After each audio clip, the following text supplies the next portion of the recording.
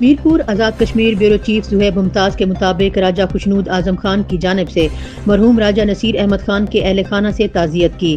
سابق امیدوار قانون ساز اسمبلی حلقہ سمانی راجہ خوشنود اعظم نے اپنے حالیہ دورہ کے دوران سابق وزیر حکومت اور سینئر سیاستدان مرحوم راجہ نصیر احمد خان کے انتقال پر گہرے دکھ اور افسوس کا اظہار کیا۔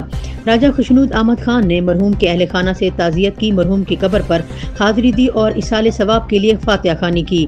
اس موقع پر سابق وزیر حکومت سردار فاروق سکندر بھی ان کے ہمراہ موجود تھے۔ راجہ خوشنود احمد خان نے کہا ہے کہ مرحوم راجہ نصیر احمد خان ایک بااصول، مخلص اور عوام دوست رہنما تھے، جنہوں نے ریاست اور عوام کی فلاح و بہبود کے لیے گراں قدر خدمات انجام دی ہیں۔ انہوں نے کہا کہ مرحوم کے سیاسی اور سماجی کارنامے ہمیشہ یاد رکھے جائیں گے اور ان کی خدمت آئندہ نسلوں کے لیے مشعل راہ ہے۔